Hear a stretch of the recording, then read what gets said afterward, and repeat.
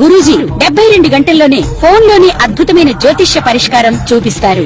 నమ్మండి, నమ్మకపోండి, ఇది నిజం. శ్మశాన కాళి రుద్ర చౌడీదేవి ఆరాధకులు నంబర్ 1 వశీకరణ స్పెషలిస్ట్. గురూజీ మనిషి పుట్టుక నుండి చనిపోయే వరకు వచ్చే అన్ని క్లిష్టమైన సమస్యలకు పరిష్కారం ఇక్కడ లభిస్తుంది. విద్య, ఉద్యోగం, వ్యవహారం, స్త్రీ ప్రేమ, పెళ్లి, సంతానం, స్త్రీ పురుష వశీకరణం, భూవశం, భార్యాభర్తల కలహాలు, కోర్టు సమస్యలు, విడాకుల సమస్యలు, చేతబడి, అప్పుల బాధ, ఇంకా మీకు ఎలాంటి సమస్యలు ఉన్నా 72 గంటల్లోనే శాశ్వత పరిష్కారం చేయబడును. నమః శ్రీ మహాగణాధిపతే నమః శ్రీ మహాసరస్వత్యై నమః హరి ఓం శ్రీమాత్రే నమః. ప్రేక్షకులందరికీ ఆగస్టు మాస ఫలితాలు, శ్రావణ మాసము అట్లాగే భాద్రపద మాసము రెండు కూడా మనకు కలిపి ఉన్నది ఆగస్టు మాసంలో. ఈ ఆగస్టు మాసంలో ముఖ్యంగా 1వ తారీఖు అష్టమి స్వాతి నక్షత్రం బదులు శుభయోగాన్ని మొదలుకొని అట్లాగే తదనంతరము పవిత్ర ఏకాదశి, హయగ్రీవ జయంతి, రాఖీ పౌర్ణిమ, అలాగే సంకష్టహార చతుర్థి, కృష్ణాష్టమి, వినాయక చవితి, గురుపుష్యయోగము, అలాగే ఋషి పంచమి, దూర్వాష్టమి వ్రతంతో ముగుస్తుంది. అలా మహత్తరమైనటువంటి రోజులు ఈ శ్రావణ మాసం అట్లాగే భాద్రపద మాసం చివరిలో ఉంది. ఆగస్టు చివరిలో భాద్రపదం మొదలవుతుంది. మహత్తరమైన రోజులు. దీక్షాక్రమం వ్రతాధికాల్లో ఎక్కువగా మనము ఈ శ్రావణ మాసంలో మొదలు పెట్టుకుంటాము. కాబట్టి ఇక్కడి నుంచి మహాలక్ష్మి ఆరాధన అంటే ఆ యొక్క లక్ష్మీ అమ్మవారి అనుగ్రహం కలగాలి. వైశాఖ మాసం, జ్యేష్ఠ మాసంలో విష్ణుమూర్తి అనుగ్రహం, అట్లాగే లక్ష్మీదేవికి శ్రావణ మాసము, భాద్రపదంలో గణపతి, అట్లాగే ఆశ్వయుజంలో దుర్గా, అట్లానే మనకు కార్తీకంలో ఈశ్వరుడు, మార్గశీర్షంలో మళ్ళీ విష్ణుమూర్తి శక్తి, అలాగే మళ్ళీ జనవరి అంటే పుష్యమాసంలో సూర్యనారాయణ స్వామి. ఇలా ఆ యొక్క సమాంతరమైన ఫలితాలు అనేక మాసంలో ఉన్నాయి. ముఖ్యంగా శ్రావణ మాసంలో ఏ విధంగా ఉండబోతుంది, ఈ యొక్క ఆగస్టు మాసంలో మాస ఫలితాల్లో మనం చూసినట్టయితే ద్వాదశ రాశుల వారు ఎటువంటి ఫలితాలు ఉంటాయి అనేది మనము చెప్పుకుందాము. ప్రధానంగా ఈ యొక్క మేషరాశి వారికి ఏ విధంగా ఉండబోతుందో ఈ యొక్క శ్రావణ భాద్రపద మాసాదుల్లో ఆగస్టు మాసంలో ఫలితాలు చెప్పుకుందాము. శ్రీ గురుభ్యో నమః శ్రీ మహాగణాధిపతే నమః శ్రీ మహాసరస్వత్యై నమః హరి ఓం శ్రీమాత్రే నమః. ద్వాదశ రాశుల్లో మీన రాశి యొక్క పరిస్థితి చూసినట్టయితే ఈ యొక్క ఆగస్టు మాసం శ్రావణ భాద్రపద మాసాలు ఏ విధంగా ఉండబోతుంది అంటే పూర్వభద్ర నక్షత్రం 4వ పాదము, ఉత్తరాభద్ర నక్షత్రం 4 పాదాలు, అలాగే ఈ యొక్క రేవతి నక్షత్రం 4 పాదాలు. గ్రహస్థితి చూసినట్టయితే శని వక్రగమంలో జన్మస్థానం నుంచి వక్రగమంలో ఉన్నారు. చతుర్థమందు గురు శుక్రులు, పంచమందు రవి బుధుడు, షష్టమందు రవికేతువుడు, సప్తమందు కుజుడు, వ్యయంలో రాహు.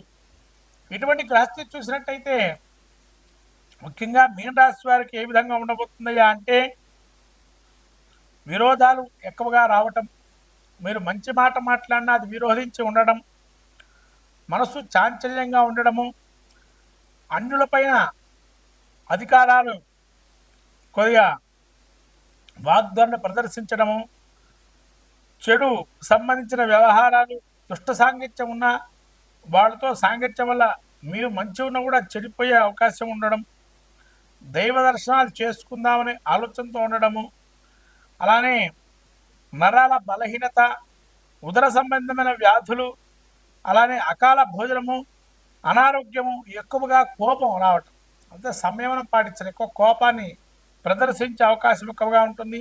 ఆటంకాలు, అట్లనే అపవాదాలు, నిష్ఠూరాలు విపరీతంగా మీ మీద ఉండటము, మనోధైర్యం కూడా లోపించే అవకాశం, ఏదో భయాందోళన మనసులో చింతనగా ఉండటము, మనోదుఖము, అలసట, విపరీతంగా కాసేపు నటిస్తేనే అలసట, అంటే మనస్సుకి ఒక చింతన భావన ఉండడం వల్ల అలసట ఎక్కువ వచ్చేస్తుంది.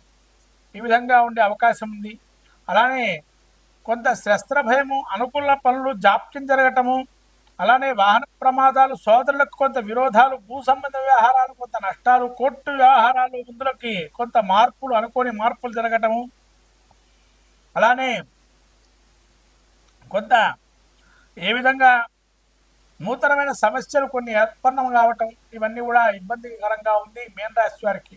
కాబట్టి మీన రాశి వారికి కుజుడు సప్తమంలో ఉండడము, వీక్షణ కుజుడు సప్తమ అష్టమ అంటే సప్తమ అష్ట వీక్షణతో ధనం చేతికందే ధనం కూడా రాకపోవటం జరిగే అవకాశం ఉంటుంది. అలానే శని పరస్పర వీక్షణ కూడా ఉంది ఇక్కడ.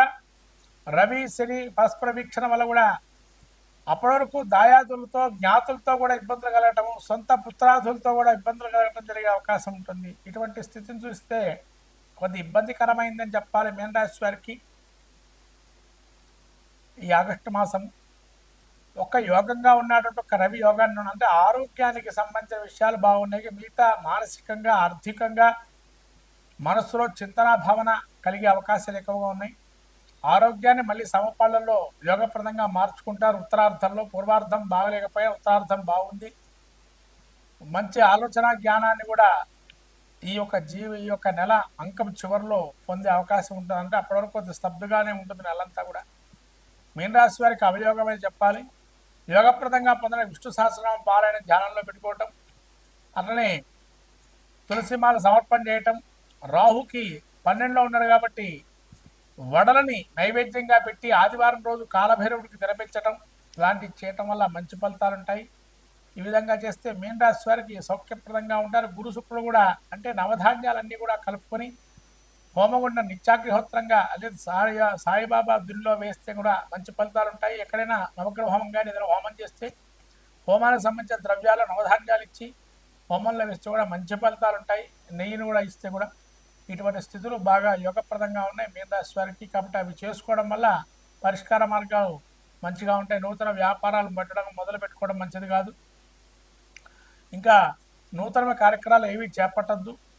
అట్లనే ఇన్వెస్ట్మెంట్స్ కానీ, వ్యాపారంలో నైపుణ్యత కానీ ఏవైతే ఉంటాయో ఉన్న వాటితో గడపండి, కానీ కొత్త వాటిని ఏదైనా తీసుకురాకండి. నెల అంత మంచిగా లేదు కాబట్టి తర్వాత నెలలో మంచి ఫలితాలు ఉంటే అప్పుడు దానికి సంబంధించిన ఆలోచన చేయొచ్చు. ఇప్పుడు ఏది ఆలోచించినా మంచిగా పోయినా చెడు ఎదురయ్యే పరిస్థితి ఉంది. కాబట్టి ఇది మనం కొంత ఈ మాసాన్ని పక్కకు పెట్టుకోవడం మంచిది. తద్వారా మంచి ఫలితాలు సాధించాలంటే విష్ణు సహస్రనామ పారాయణము, నవగ్రహ ధాన్యదానాలు, నవగ్రహ ధాన్యాన్ని నెయ్యిని కానీ హోమంలో సమర్పించడం వల్ల మంచి ఫలితాలను మీన రాశి వారికి. శ్రీమాత్రే నమః. మొత్తం మీద ద్వాదశ రాశుల వారి పరిస్థితి చూసినట్టయితే మిశ్రమ ఫలితాలు కొన్ని యోగాన్ని ఇస్తున్నాయి, కొన్ని అవయోగాన్ని ఇస్తున్నాయి. శ్రావణ మాసంలో ముఖ్యంగా మనకు వచ్చే హయగ్రీవ జయంతి అందరూ కూడా జరుపుకొని మన వేద విద్యలు కానీ విద్యా సంపదలను పెంచుకునే అవకాశాన్ని ఇవ్వండి. వేదానికి సంబంధించిన విషయాల్లో చర్చాగోష్ఠి కానీ వేద విద్యను కానీ అభ్యసించినట్టు వారికి కొంత సత్కారాలు చేయటం వల్ల ఈ అవయోగాన్ని కూడా తొలగిపోతాయి.